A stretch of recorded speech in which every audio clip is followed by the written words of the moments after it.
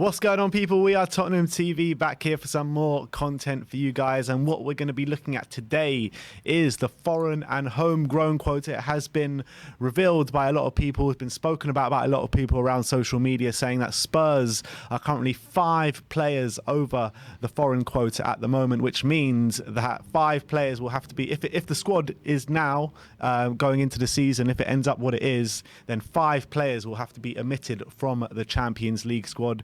If we are good for the Champions League quota, then we will be good for the Premier League quota as well. But what we're going to be looking at today is we're going to be going through every single foreign player at the club and seeing who's likely to go, who's likely to stay, and who we're not sure about as it stands, because we cannot bring in any more foreign players pretty much, because we're going to need, because we're 5 players over. So it's an interesting one. But let's have a crack at it and see where we go. I mean, what's your opinions on the whole thing? Yeah, just before we start, we'll lay down what the rule actually is. So you're obviously in Champions League and in Premier League, you're allowed a squad of 25. Yeah. You have to have at least 8 homegrown players in the squad. And what does homegrown actually mean, though? So homegrown, well, it's different. It depends on Champions League and Premier League. They have different definitions for what homegrown means. But I believe in Premier League, you just need 8 players who've been trained in England before the age of 21 for 3 years. But in Champions League, you need 8 players trained in England before the age of 21, and of those 8 players, 4 of them have to be trained by Spurs before the age of 21. Yeah. So that's the difference between Premier League and Champions League. So because you need at least 8 homegrown players, you in both Champions League and in both Champions League and Premier League, you can have a maximum of 17 foreign players in your squad. So for an example, a player like Pape Matar Sarr, who's under 21, but hasn't been trained in England, he doesn't count. In England, he doesn't have to be, because he's under 21, he doesn't have to be registered. But in Champions League, because he's a foreign player, even though he's under 21, because he hasn't been here for 2 years, he would have to be registered. And there's also players like Eric Dyer, Ben Davis, Joe Rodon, Matt Doherty, who are all, well, Matt Doherty's Irish, so he probably just doesn't count at all. But in terms of Eric Dyer, Joe Rodon, and... It says he does count as homegrown in Premier League. But not in Champions League. But not in Champions League. But in terms of the Welsh boys and Eric Dyer, they're not counted in the Champions League because Eric Dyer was trained by Sporting Lisbon, even though he's an England international. And Davis was trained under the Welsh FA. Yeah, and so did Joe Rodon. Yeah, so they're because they grew up in Swansea. So they don't count. Such a crazy rule that, like... If you're British, you know what I mean? You're British. Like, I don't understand this whole thing. In England, they count as homegrown because Swansea were under the FA. But in Champions League terms, they don't count as homegrown. It's crazy, that whole rule. The Eric Dyer one just completely blows my mind. The guy is literally British. So he's English. Yeah, it's mad. So look, so the state of play at the moment is, in Premier League terms, we have 17 foreign players in our squad out of 25. So actually, in Premier League terms, as of right now, we're okay. But in Champions League terms, we currently have 22 foreign players, which is a big issue. And contrary to what people say, we actually don't have a homegrown player problem. We have 8 homegrown players. So it's not, the problem isn't that we don't have enough homegrown. The problem is we have too many foreign. So we basically, what the state of play is, we need to, just to not fall foul of Champions League homegrown quotas, all have too many players in the squad, we need to get rid of 5 players. And if we want to sign any more foreign players, we need to get anyone over 5 players, then we can sign that many replacements. But just to fill the quota, 5 need to go, just to get to 0. All right. Well, let's bring up the names of the foreign players at the moment. So these are the current, this is for the Champions League, non-homegrown players. Obviously, as we mentioned before, if we're good in the Champions League, we will be good in the Premier League. As it stands, we are good in the Premier League, but one more player comes in, then we're going to need to sell one. But in the Champions League, we need to sell 5, literally 6, actually, to bring one in. So the first player we're going to look at is Hugo Lloris. Obviously, club captain, he's not going anywhere. So we're obviously going to keep him. Hugo Lloris gets a nice little green tick next to his name. Next up, we're going to be looking at Matt Doherty. It's an interesting one with Matt Doherty because obviously we've got him and Emerson in the squad right now. It's very widely reported that we are after a right wing back in terms of Jed Spence, maybe another one as well. So me personally, it probably feels like this is a maybe one in Matt Doherty. Yeah, well, look, we know one of Emerson and Doherty are probably going to leave. We don't know for sure which one it is. It does look more likely to be Emerson right now in terms of interest and maybe how much money he can fetch. That's probably the more likely one. And the fact that probably you'd have to say Doherty at his best last season was better than Emerson at his best, although Emerson played quite well at the end of the season. But it does look like Doherty's more, I'd say. But I think how we're going to structure this is if we're not sure, we'll put an orange dot next to their name. If they're definitely leaving, it's a cross. If they're definitely staying, it's a tick. Yeah. So we're going to put an orange dot next to Matt Doherty. We're not quite sure if he's staying or not just yet. Yeah, and the feeling is pretty much the same for Emerson Royale as well, who's next up on the list. Very easily. I think most definitely one of these two will go. We're just not sure which one it is yet, so we put orange next to both of them. Yeah, well, one of them is definitely leaving, I think. I don't think we're going to the season with both of them at the club. So I think for sure. I don't know which one I'd prefer to leave. It's a difficult one. I think Doherty, in a weird way, is probably better for Conte's system, but Emerson probably has a higher ceiling. He also can be moulded, Emerson. And he can be moulded. I think right now Doherty's better for the system, but maybe Emerson could be moulded. But Emerson fetches more money. And you know the way that Conte looks at things, he wants things here and now. He doesn't want to be moulding players for 3 years in the future, 2 years in the future. And Emerson can get more money probably as well than Doherty. So that probably leads to Emerson more likely. But look, I don't think it's a foregone conclusion. No, I agree. Next up is Eric Dyer. Obviously, he's going to be staying, so a nice green tick there. Christian Romero as well. We're going to put a green tick next to his name. No chance he leaves, yeah. And Ben Davis as well. Also a green tick next to his name. So Ben Davis, I mean, turn of events for Benny, isn't it? Because a year ago, everyone wanted him gone. How would it? We would not have put a green tick next to his name before Conte came in, that's for sure. But of course, he's been a stalwart under Conte. I think did he start every Premier League game under Conte, I think. I don't know if he missed one. I don't remember him missing any. He might have missed one through injury, but he played. Maybe in that January spell he might have missed one. But he played pretty much the majority. Yeah, and but it's amazing though from the first day, his first game, he's like, Davis is going to be my left centre back, and a lot of people are like, what's going on here? A lot of people saying, Sanchez is going to start, but he's been brilliant, absolutely brilliant. You can't fault him. And for all the talk of signing a left centre back, like Davis has shown that we conceded, I think, 7 goals in 15 games. He's shown that he can do an amazing job in that role. So he deserves respect for that. Yeah, and I think that the talk of a left centre back is not to the detriment of Davis. I mean, he needs competition, like every other player in the squad. We've brought in Richarlison to put competition for Sonny and Kane, so that definitely means Davis needs competition as well. Yeah. So let's move down on the list. Next one will be Big Davinson Sanchez. We're going to put an orange next to his name, and I think that when you're looking at the centre-backs that can go, he's the one that's going to command probably the biggest fee. And I think if you look at a Gleison Bremer, if we can bring in a Bremer, because it's quite widely reported that he is leaving Torino. We are interested in him. I think the agents have spoken to Tottenham. I think he's one that can come in for a Sanchez that can cover the centre and the right-hand side, whereas we got Lenglet that's potentially coming in as well that can cover the left and the centre. Yeah. So I think if we go into the season with Davis, Dyer, Romero, Bremer and Lenglet, I think that's more than enough and really good options. Yeah, I agree. Obviously, Sanchez, a lot has been reported about. It depends whether the offer comes in, and I think Spurs are fairly happy with him right now, and rightly so, because I think under Conte, maybe when he wasn't with Dyer, but when he stepped in, especially later on in the season, I thought he played really, really well. The Arsenal game and the Norwich game and stuff. Yeah, he played really well. And I think there was a spell as well during the season where he was putting in some really strong displays. So I think he's starting to learn his role under Conte. But I do think if a good offer comes in, then we're definitely open to selling him. And I do think we can probably get a bit better than him in the market. So I wouldn't be surprised if he does leave. Yeah, I agree. And the thing is with Sanchez, is he ever going to be good enough on the ball for a Conte system? Yeah. Is he ever going to win that starting spot? It's unlikely, is it? I can't see it. So I think probably for him, I think a move is probably best at the moment. But look, there's a good chance he could be part of the squad anyway. So that's why we put orange next to his name.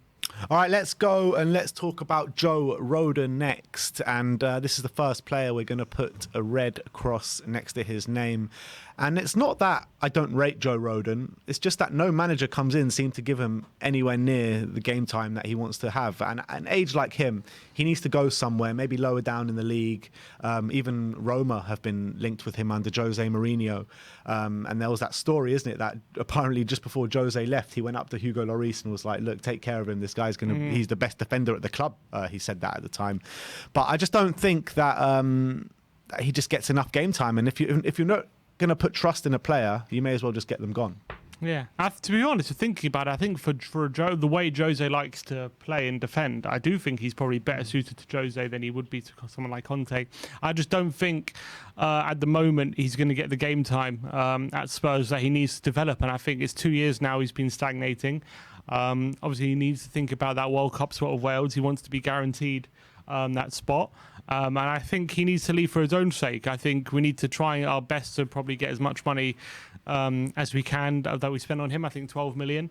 But I think for him, he needs to leave. I don't think he's doing him any good sticking around. Especially in a World Cup year as well. Yeah.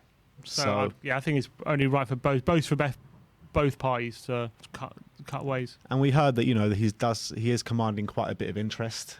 Even though not playing for Spurs, he still gets regular time for Wales whenever the internationals come along, and he puts in really good performances as well alongside Ben Davies. So look, I would actually be sad to see him leave because I actually rate him as a player, and every time I see him play, I'm actually quite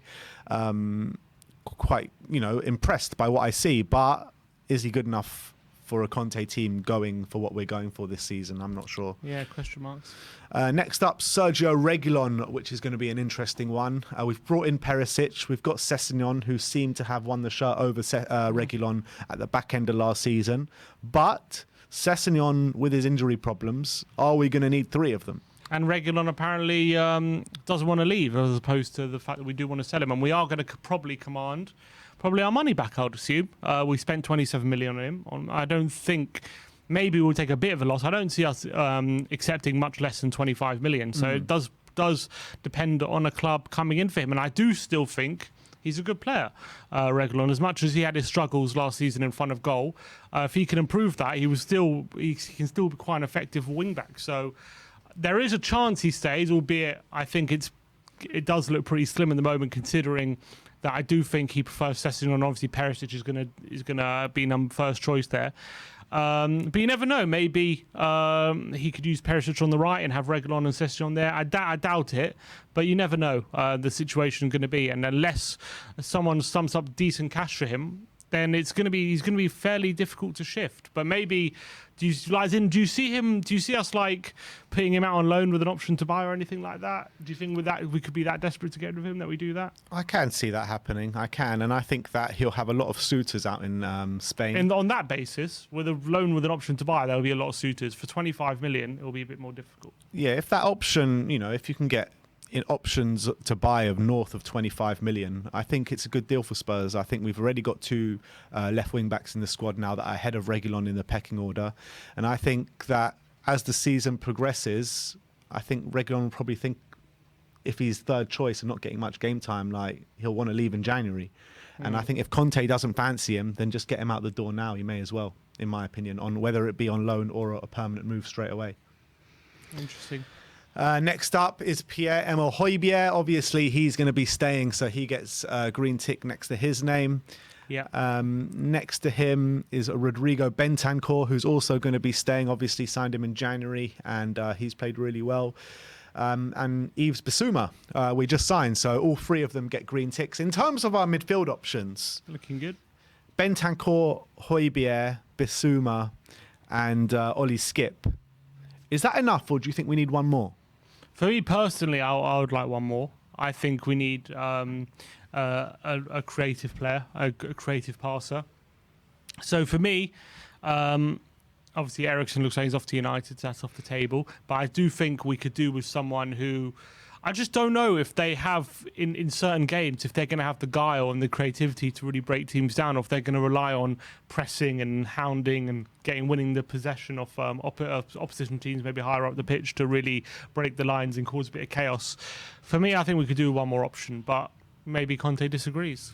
I mean, Conte very rarely plays, especially in a 3-4-3 with that kind of creative midfielder in the middle, and he relies heavily on the wings to get you that. And not only that, but you've got Harry Kane as well, who drops deep and provides that creative spark too, with players like Sonny, Richarlison and Kulusevski as well potentially on the pitch. But Is there not enough there? He's spoken before about how he wants a number 10 because he wants to push Kane higher up the pitch, and I think that's exactly right. And I think at Inter Milan he had Barella, he had Eriksen obviously for the for a large part of his time there. So those are two very creative and very good players. Sorry, and then who and Barella? Ericsson, obviously. Yeah, but that was in a 3-5-2, not in a 3-4-3. And in a 3-4-3 for Chelsea, he had Fabregas coming off the bench, and he was actually, although he didn't start a lot of games, when he did come on and when he did start, he actually made a difference. Yeah, he did. He was really good that season. So I, for one, would like an option just in case. I would like an option there. Do you not think maybe Richarlison changes that a bit? Because now we can stick a Richarlison up top and have Kane as that maybe number 10. Yeah, and maybe it puts more... Look, it's going to put more pressure on Kane to create, which maybe he'll be fine with. But it maybe could take away from him being that proper striker. We'll have to wait and see. But he might be fine. Maybe he's decided there's enough creativity with Kane and Kulusevski that it's not definitely needed. All right, next up is Giovanni Lo Celso, and I think everyone knows what's going to go by his name. It's a cross. Obviously, had a very successful loan spell out in Villarreal, second half of the season. Yep. And got to the Champions League semi-final. He's one of the players that did go out on loan last year that, club is desperate to take him back, and I think a deal is going to be done there. Yeah, I think so. It's taking time. Definitely. You would have thought something would have happened already, but maybe it's just a case of we're looking for the best deal, and if Villarreal aren't offering enough, we're going to shop around, and if nothing else happens, maybe we go back to them. But at the moment, he's back at Hotspur Way in pre-season, but for sure he's expected to leave. Yeah, and another player who's back at Hotspur Way in pre-season is Tanguy Ndombele. Yeah. Obviously, we're going to put a red cross next to his name, but it might not be as easy as just putting a red cross next to his name to sell him or to even get him out on loan again, because he went back to Lyon, a team where he was highly thought of. Club record transfer fee is 65 million, and he really didn't have a good loan spell. So he started off well, but it went terribly wrong. Again, he started off, then he was end up on the bench again, and wasn't playing very well. I don't think they'll be quick to get him back. That's for sure. Definitely not for the price. Will be probably. I mean, look, at this point in time, I'd more thought about getting the wages off the books probably than getting any sort of price tag. He's going to be very difficult to shift. He's joint club top earner. Yeah, I mean, it's ridiculous how much he's on at Spurs. And I mean, we paid £60 million for him. We're not going to see half of that, or even a quarter of that, at the moment. But it is going to be difficult to shift. But I mean, if we don't sell him, I mean, obviously, I think we will obviously be open to a loan, like we were in January if we can't. But if that doesn't happen, what do we do with him? I don't know. Do we leave him out of the squad entirely, do you think? How many years left in his contract does he have? Well, he signed, I think, a 5-year deal. 2 years left or something. He signed a 6-year deal. Oh, so 3 years left. He's got 3 years left. Bloody He's hell. got a long time. I don't know what we're going to do with him, to be honest. And there are rumours of him going to Turkey. We're just going to have to loan him out. That's all we're going to have to do. I mean, we've got no choice, I think. You need a club willing to take him as well. Surely there's a club somewhere. Yeah, there'll be a club willing to take him on a loan, I think. We'll have to see what happens there as well. Even if a club take him on a loan, we're going to have to probably pay at least 50% of those wages. Yeah. At least. That's the price you pay for bad decision making. Yeah, very true. Next up, Papemata Sarr, which is an interesting one because no one's actually seen him play yet. First time at Hotspur Way today. Central midfield, so he's one that could boost those central midfield options to make it to 5, but it's going to be one that Conte is going to have to evaluate him in pre-season and see if he's ready, to make that step up into Premier League football this season, Champions League football as well. I, for one, probably think that he needs another loan spell. I'd like to see him get a loan spell maybe in English football, maybe in the lower end of the Premier League, something like that, to see if he's ready. But it'll all rest on Conte and what he thinks in pre-season at the end of the day. Yeah, because obviously he's still young, 19 years of age. Obviously he's been a struggling team in France, Metz, who did they get relegated in the end? I think they did, didn't they? Did, yeah. And they've been struggling in the lower end of Liga. We signed him for a reason because of his obvious potential, and in clips and stuff like that, you could see that. So Conte might feel like he's worth sticking around and he's worth having as part of the squad, and he can do a job because maybe with better players it could raise his level and maybe he could be ready. Logic probably states he should go out on loan and get the game time because he's going to be hard pressed to beat Højbjerg, Bentancur, Basuma and skip to any game time next season in a 3-4-3. But Conte might well see him as an option to play 3-5-2 with, and maybe he might well see a player who's ready for game time in the first team right now. We just don't know. It's hard to say. So I do think it's likely goes out on loan, but with the possibility that he might still stay. We put an orange next to him. All right, next up is Ivan Perisic, obviously a brand new signing, so he is definitely staying. Yeah. Next down is Dejan Kulusevski. Obviously, he's definitely staying as well, so he gets a nice green tick next to his name. After that is Brian Hill, a bit similar to the Papa Matisar signing, as maybe not physically ready for the Premier League just yet. Had a successful or a somewhat successful loan spell at Valencia. I think he won a trophy to his name as well out there, and they really liked him. Mm-hmm. But Conte didn't seem like he thought he was ready for the Premier League. Do you think he's one that could be assessed in pre-season again, or do you think straight away he's just going to be loaned out again? I think Conte's made up his mind about him right now, in terms of right now whether he's ready for Premier League. And I don't think the 6 months in Valencia would have convinced him that he's ready for that step up. Obviously, with Richarlison now signing, he's going to have even less game time. I think this one is fairly, as well, coupled that with we know how many suitors there are for him right now, especially for a loan deal. I think it's almost guaranteed he'll leave. Difference with Papa Matsar and Gil is I think Sarr he hasn't been able to make his mind up on because he hasn't seen him firsthand. But with Gil, he knows. He's seen him firsthand. And I think he's made his mind up on him. I don't think he stays beyond the window, especially... could be temporarily, it could be on loan. Decent chance he gets sold, but I would say definitely a loan at least. Yeah. All right, so Brian Hill unfortunately gets a red across next to his name because I like Brian Hill. Every time I've seen him on the pitch, he's got that kind of energy and passion which you like to see on the pitch from a Tottenham player.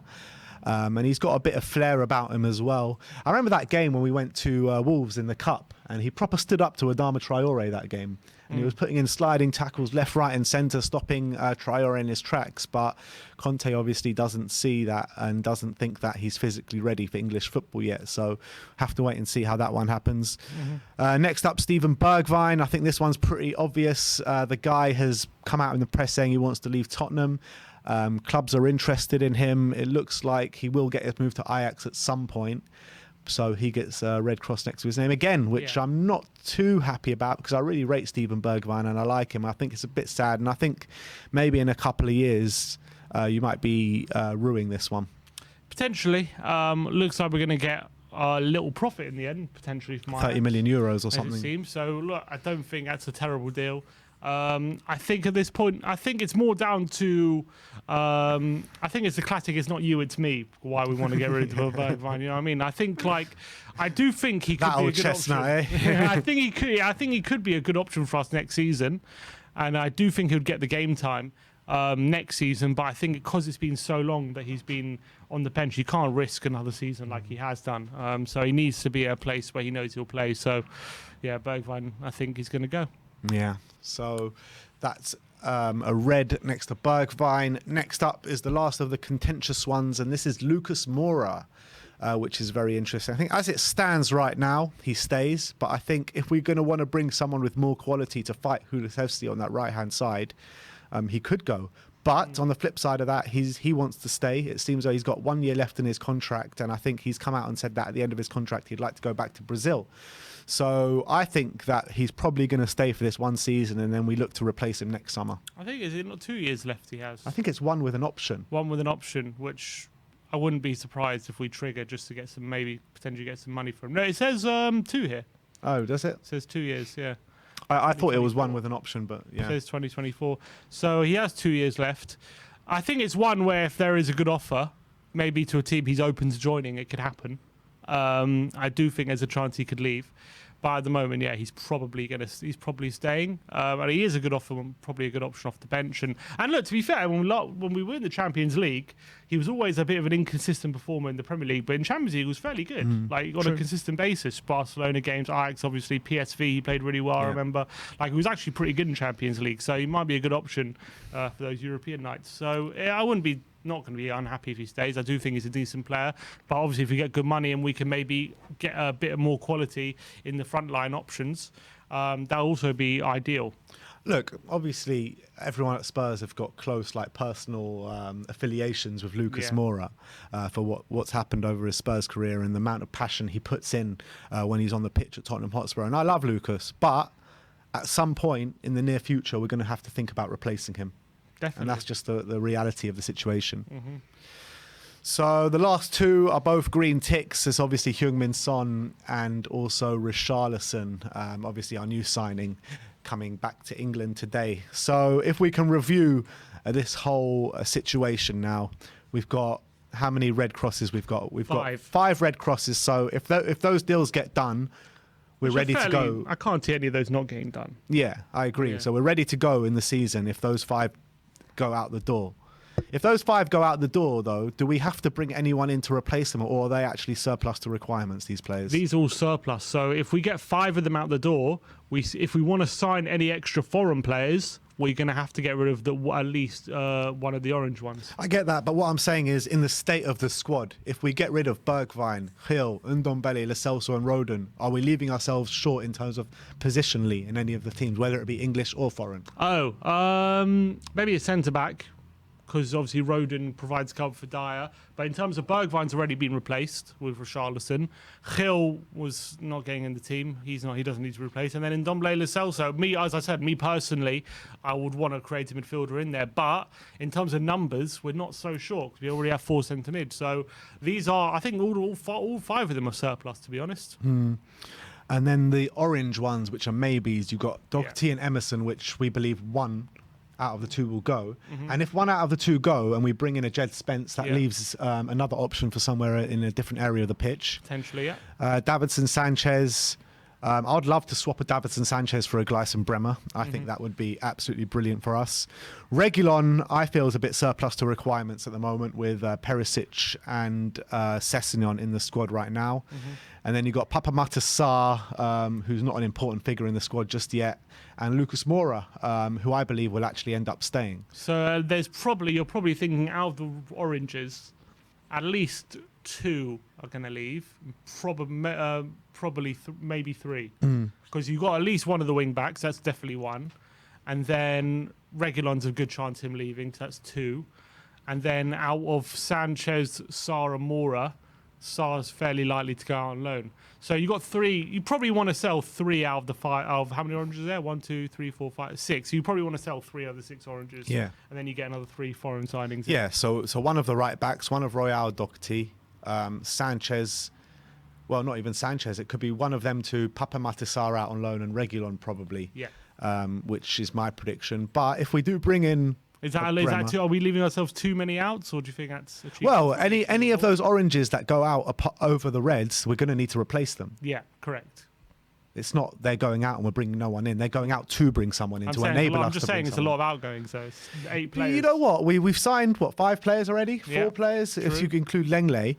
When we did that £150 million video, and we were getting all the outcomings, we're playing literally. We said to each other, "This is so unlikely. We're literally playing Football Manager," but it's actually becoming a reality. That's what we're seeing at the moment. So we are making moves and moving fast. But I guess what I would say is as well, we're more likely to allow the outgoings to drag a bit because we're probably not as much of in a rush to get them through the door as quickly because of Conte. I don't think Conte's putting Levy under pressure to sell as he is to buy. So I wouldn't be surprised if a lot of these rumble on until late in the window until we get as good a price as we can. Agreed. And isn't it just such a breath of fresh air for you? I mean, the first transfer window ever, under ENIC anyway, that we've actually bought before we sold. Yeah. It's crazy. We've bought 5 players, and now we're 5 players over the quota. Yeah, I know. Well, let's see. I'm interested to see what people think in terms of the outgoings and and maybe the oranges who maybe they would want to get rid of, who they think's best for the squad, or do they think it's even realistic what we're saying? But that's how we see it anyway. Yeah. All right. Well, that is the situation as it stands with the non-homegrown player quota. Obviously, like we mentioned, we are 5 players over, so we need to sell 6 if we want to bring in another foreign player. Let me know in the comment section below how realistic you think our markings are for this one. Thank you, everyone, for joining us today. Like, subscribe, and comment. And as always, come on, you Spurs.